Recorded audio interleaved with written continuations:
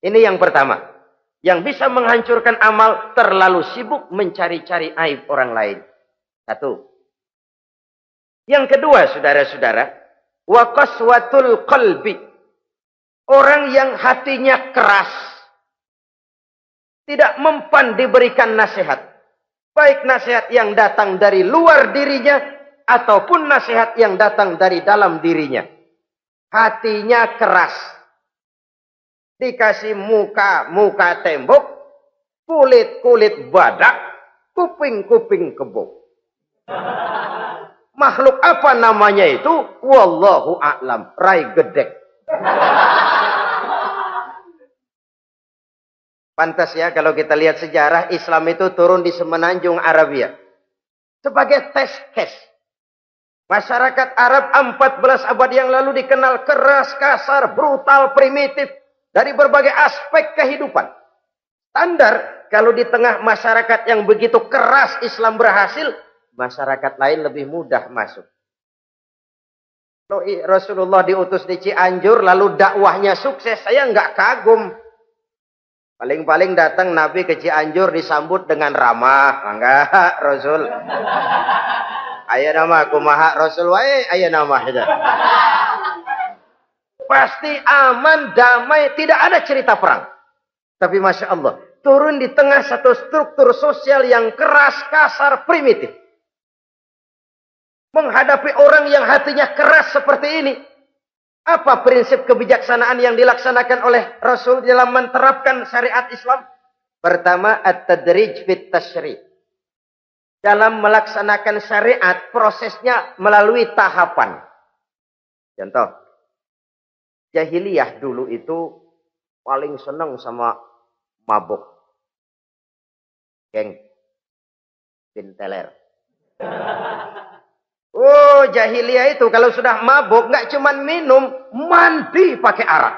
Subhanallah, mandi pakai arak. Menghadapi masyarakat yang seperti ini, apa strategi syariat Islam? Mula-mula ayat yang turun. Yas'alunaka 'anil khamri wal maisir, qul fihima ismun kabirun wa manafi'un linnas. Mereka bertanya kepadamu, hai Muhammad, tentang arak. Katakan, arak itu ada manfaatnya, tapi juga ada bahayanya. Bahayanya lebih besar daripada manfaatnya. Tidak diharamkan dulu, tidak. Cuman dikasih sen. Teler emang enak. Melayang ke langit. Cuman ada bahayanya. Bahayanya lebih besar daripada manfaatnya. Dikasih gambaran, dikasih sen. Tidak diharamkan mutlak dulu, tidak. Bertahap dikit dulu. Nih. Urusannya begini nih. Ada manfaatnya, tapi ada bahayanya. Bahayanya lebih besar daripada manfaatnya. Jak rasio berpikir. Setelah tahu bahayanya lebih besar, kan dikit-dikit mulain jauh. Mulain ngurangin, jaga jarak. Setelah ada jarak, turun peringatan kedua. La taqrabus salata wa antum sukara. Jangan dekati sholat kalau kamu lagi mabuk. Sholat sehari semalam 5 kali. Berarti 5 kali mereka harus jaga diri. Jangan sampai mabuk. Makin jauh. Setelah jauh sekali, kira-kira tidak goyah, turun vonis. Innamal khamru wal maisir wal ansab wal azlamu rijsun min amali syaitan fajtanibu la'allakum tuflihun. Arak itu najis, kotor, perbuatan setan. Jauhi, pasti kamu akan beruntung. Baru timbul hukum haramnya. Orang udah nggak kaget. Kenapa? Pagi-pagi udah dikasih sen. Bahayanya lebih besar. Kalau sholat jangan, kalau mabuk jangan mendekati sholat. Makin jauh. Ini tahapan. Sama juga kita kan. Begitu jebrol lahirnya cuman susu ibu. Gedean dikit sang Ambon. Kan gitu. Gedean dikit pisang ulek. Gedean dikit nasi. Udah gede bener jengkol jijelin. Proses. Coba bayi begitu lahir kasih pisang batu, tenggeng.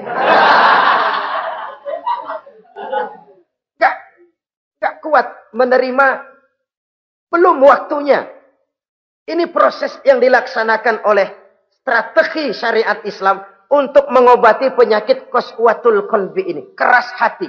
Syariatnya bertahap. Tidak drastis. Tidak kalau sudah begitu ya mesti begitu. Tidak.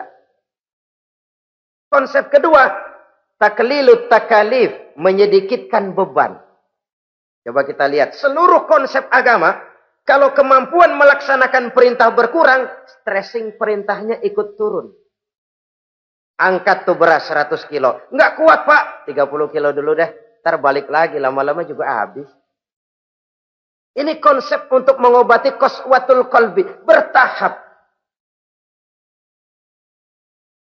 Semua perintah agama itu begitu. La yukallifullahu nafsan illa wus'aha. Allah tidak memberikan beban kecuali sesuai dengan kemampuan yang dimiliki oleh seseorang.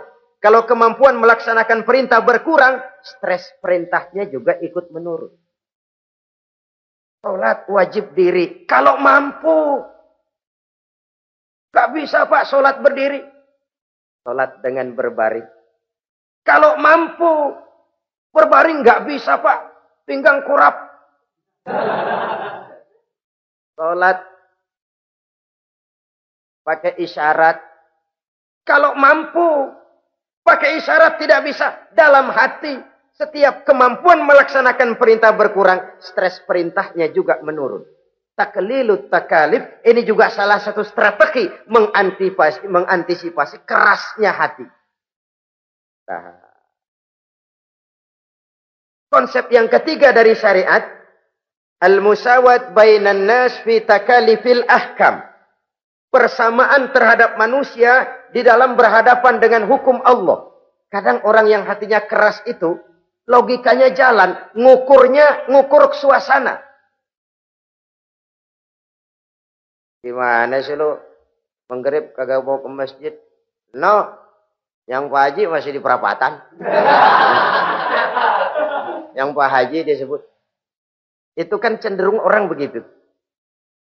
Kalau dia nyolong ayam, dia tunjuk orang yang nyolong kambing. Ini apologi namanya. Kenapa lo nyolong ayam? No, yang maling kambing urusin, gedean. Apologi. Lah kapan mau beres kalau begitu? Tidak introspeksi, tidak self correction. Itu apologi. Untuk menutupi kelemahan diri, menunjuk kesalahan orang lain yang lebih besar. Itu kan nggak jantan namanya. Apologi. Tidak ada sifat untuk memperbaiki diri sendiri. Karena kecenderungan ini ada, Islam menutupi itu. Dengan apa? Semua manusia sama dalam berhadapan dengan hukum Allah. Gak ada iri hati dalam hukum Islam ini. Salat wajib. Wajib. Bagi siapa? Yang sudah balik dan mampu. Terhadap semua strata. Jenderal wajib, kopral wajib. Apalagi hansip. Tidak ada fasilitas. Wah kamu jenderal nggak apa-apa dah sembahyang setahun 2 kali. Idul Fitri aja Maidul Adha. Enggak tuh. Semua manusia sama dalam berhadapan dengan hukum Allah. Itu yang Nabi ingatkan. Orang-orang sebelum kamu dahulu hancur. Umat-umat sebelum ini rusak binasa. Kenapa? Karena mereka kalau orang kecil berbuat salah. Hukum cepat-cepat ditegakkan. Tapi kalau yang besar berbuat salah. Mereka diam pura-pura tidak tahu. Jadi apa ini? Yang namanya mafia peradilan bukan cuma zaman ayeuna. Sejak zaman sebelum Islam Nabi sudah mengingatkan. Mereka dahulu hancur. Kenapa? Kalau orang kecil berbuat salah, hukum buru-buru ditegakkan. Rame-rame dikeroyokin. Giliran yang gede berbuat salah, diam pura-pura enggak tahu. Hukum pakai pandang bulu. Saudara-saudara kaum muslimin rahimakumullah. Oleh karena itu orang yang keras hati. Itu bisa merusak amalnya sendiri. Nggak mempan nasihat. Rai gedek. Muka-muka cuek. Baik nasihat yang dari luar. Maupun nasihat yang dari dalam. Nggak mempan. Kan dalam hidup ini ada nasihat dari luar. Dari orang lain. Bisa. Dari fenomena kehidupan. Ini juga nasihat. Oh dia itu kaya. Tapi pelit. Hatinya begitu ya. Katanya menteleng.